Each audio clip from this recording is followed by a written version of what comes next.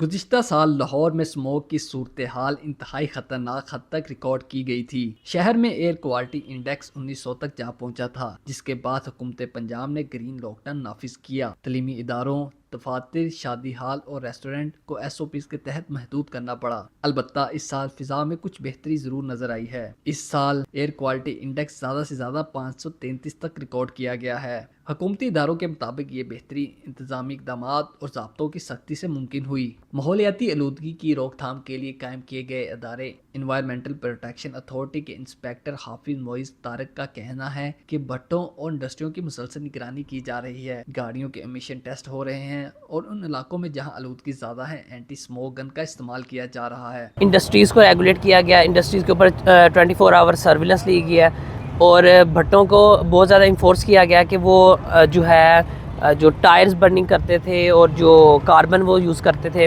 اس کا بہت زیادہ رول تھا، اس کو بین کیا گیا کہ وہ بالکل بھی نہ یوز کریں۔ جہاں وہ دیکھا گیا اس کو ہم نے اپنی کسٹڈی میں لیا ہے۔ اس کے بعد جو وہیکل ٹیسٹنگ سروس شروع ہوئی ہے، جو گاڑیاں اسموگ امٹ کر رہی ہیں ان کو چلانی کی گئی ہے تاکہ وہ مینٹیننس ٹائملی کروائیں۔ اس کے بعد جو ایئر گنز آئی ہیں ان کو جہاں AQI لیول زیادہ ہوتا تھا وہاں ایئر گنز کا اسموک وہ تھرو کیا جاتا تھا تاکہ جو وہیکل جو ایئر میں جو پارٹیکلز ہیں وہ سیٹل ڈاؤن ہو جائیں، تو وہاں AQI لیول پھر تھوڑا کم ہو جاتا تھا اس کی نسبت۔ تاہم ماہرین کے نزدیک صورتحال کی بہتری کی ایک اور وجہ قدرتی بھی ہے۔ ماہر ماحولیات شفیق کمبو کے مطابق گزشتہ سال موسم خشک رہا اور بارشیں نہیں ہو سکیں، جس سے اسموگ کی شدت میں اضافہ ہوا۔ اس سال مونسون کی بارشوں اور سیلاب نے فضائی زراعت کو کم کیا، جس کا براہ راست اثر ہوا کی کوالٹی پر پڑا۔ لاسٹ ایئر ایک یہاں پہ موسمیاتی کیفیت تھی جس کو ہم ایل نینو ایئر کہتے ہیں۔ ایل نینو ایئر میں ہوا جو ہے وہ خشک ہوتی ہے، گرم ہوتی ہے موسم۔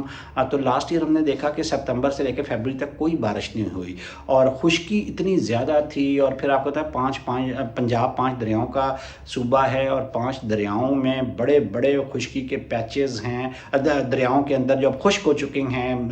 اس کے نتیجے میں جو انڈس واٹر ٹریٹی کے نتیجے میں 3 دریا خصوصی طور پہ سوکھ گئے ہیں، تو ان دریاؤں کے بیلوں میں اتنی خشکی تھی اور پھر وہ خشکی ہوا کے اندر ڈسٹ پارٹیکلز اتنی بڑی مقدار میں شامل ہو جاتے تھے، جو کہ اس سال ان 3 دریاؤں کے اندر ایک تو سیلاب آیا ہوا ہے، اس لیے ایک تو وہ ڈسٹ پارٹیکلز جو ہیں اس سال وہ بیٹھے ہوئے ہیں۔ لاسٹ ایئر وہ ہوا کے ساتھ اڑ کے اور شہروں کی طرف رخ کر رہے تھے۔ اس سال سیلاب نے مدد دی ہے ان کو بٹھانے میں، سیٹل ڈاؤن کرنے میں۔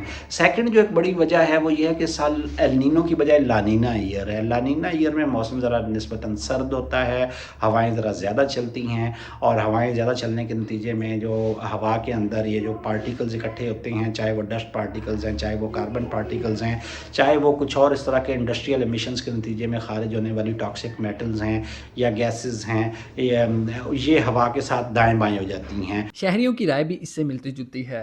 ان کے مطابق رواں سال سڑکوں اور بازاروں میں وہ دھند آلود مناظر کم دکھائی دے رہے ہیں جو پچھلے سال معمول بن چکا تھا۔ مجھے تو یہی لگ رہا ہے کہ اس سال تھوڑی کم ہے اسموگ اور پچھلے سال زیادہ تھی، کیونکہ ویزیبلٹی اگر دیکھی جائے تو پچھلے سال بہت کم ہوتی تھی۔